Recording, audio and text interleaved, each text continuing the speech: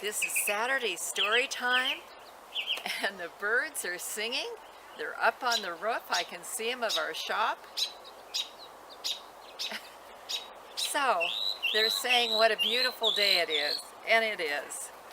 And the story has been about the building that we bought, that we renovated, and it was, people had told us it should have been torn down, but it turned into something very beautiful.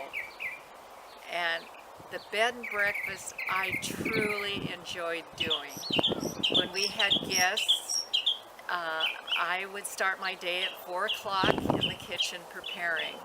And I'm an early riser, so that was, I enjoyed even that part.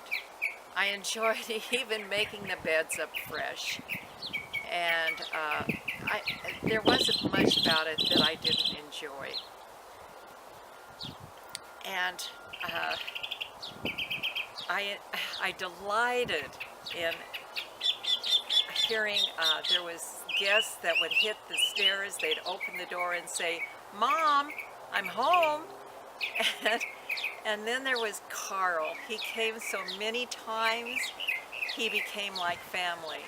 And one time, Tom had to be out of town, and we had guests. No one was allowed into the kitchen. The kitchen was my domain, except for Tom. And Carl had seen and been there so many times that when I went to serve the guests all by myself, Carl pitched in, and he was back and forth into the kitchen and serving just like Tom did. And then when Tom came back, he reverted into that guest again. That was the only time he ever made it into the kitchen. But, you know, it's nice when stories end and they lived happily ever after. Well, that's not the end of our story, and that's really, oh, I'm sorry if the wind is bringing a lot of noise now. I hadn't counted for that. But life doesn't always do that, live happily ever after. There's adversity, there's troubles, there's things that we have to learn to get over and to adapt to. And in 1988, after that, we had done the bed and breakfast, and we're so enjoying it. Our youngest son called and said, "Mom, I'm going to be there on Thursday, and before I come, I want to tell you what I want to do, what my ambitions are. Next summer, you know how well I swim. Next summer, I want to volunteer to be one that goes down and retrieves bodies that have drowned in the river. That's what I want to do."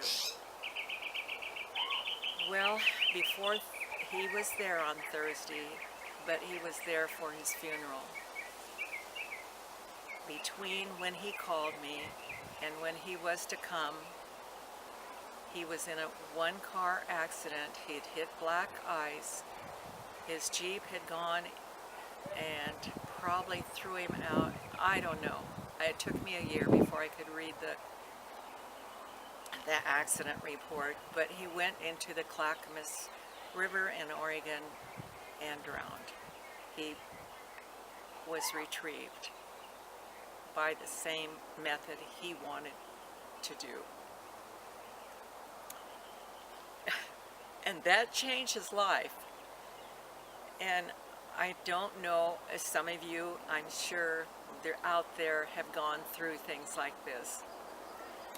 But I was amazed. I don't know exactly what the percentage is, but I know it's in the 90s someplace of marriages that fail when a child has died.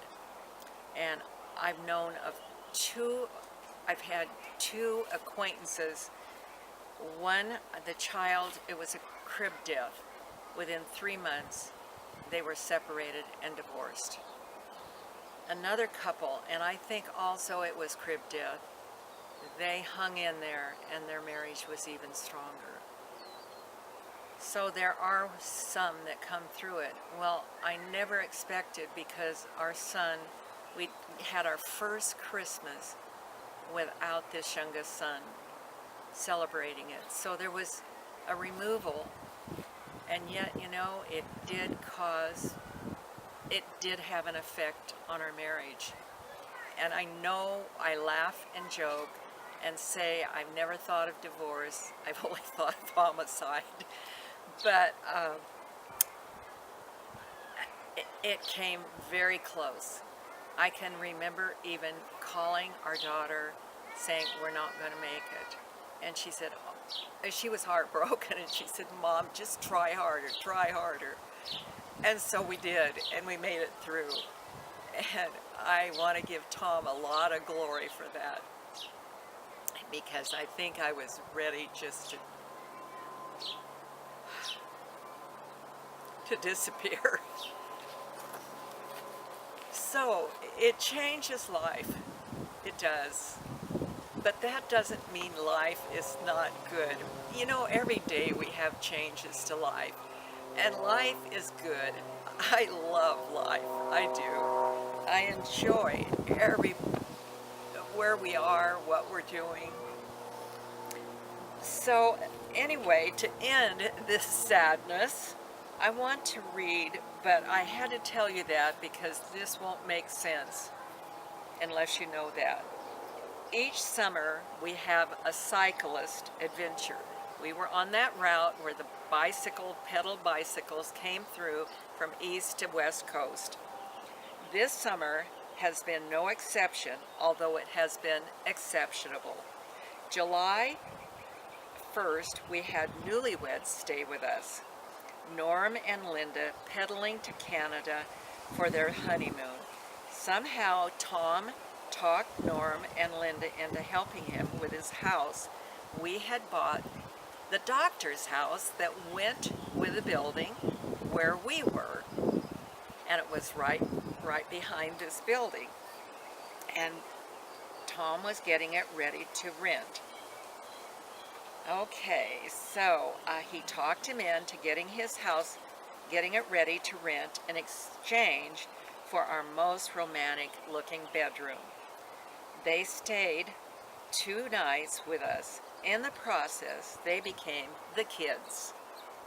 And these kids hung with us through 2 moves, and then somehow, life separated us. They're out there somewhere. I know they have a family of at least 2 boys. Okay, they were from our part of Oregon, of our faith, and they seemed to fit as family. Norm was a fast learner, and he learned from Tom how to talk another cyclist, Stuart, into helping. And Stuart talked Stephanie into the job, and the crew grew to 4 kids and Tom, the boss. The gap between the unfinished and the finished lessened quickly, and when they didn't have a paintbrush in their hands, they went to the 4th of July celebration, which for some reason was on the 2nd. And Sunday morning, we had a big parting breakfast for the 4 kids, 1 from California, 2 from Oregon, and 1 from Virginia. We parted with hugs and love. The girl, there was, what was her name? Stephanie or whatever. Yeah, she was from Virginia, and she had tears in her eyes when we parted. It was a beautiful morning. I can remember I fed them.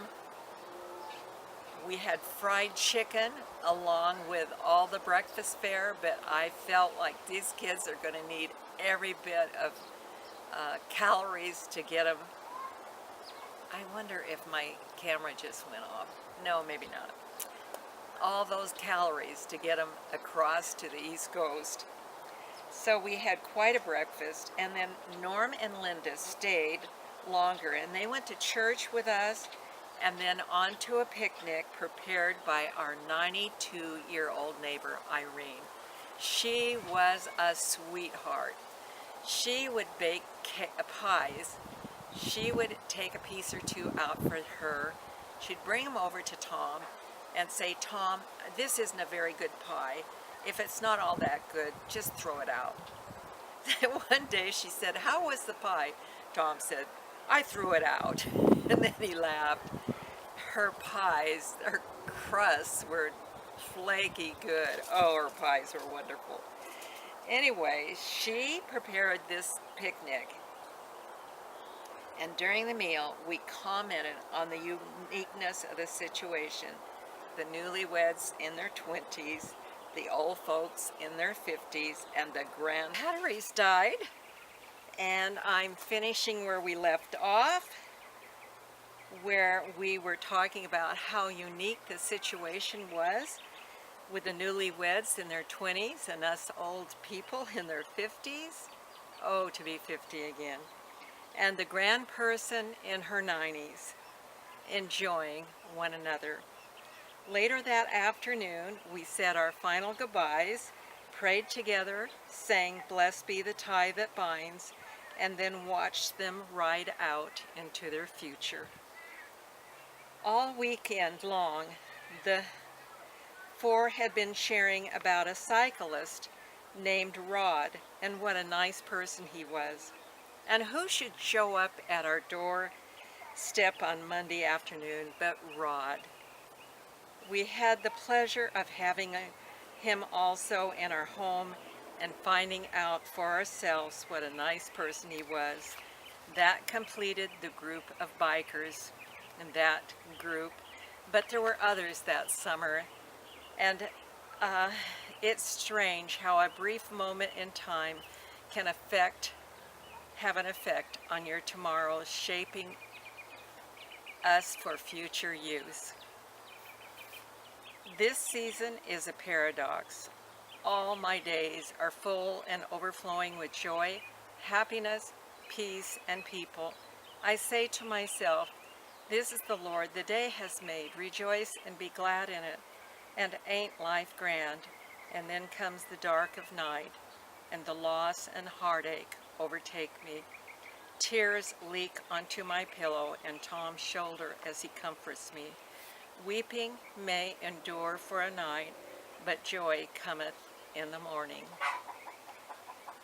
There's my hens.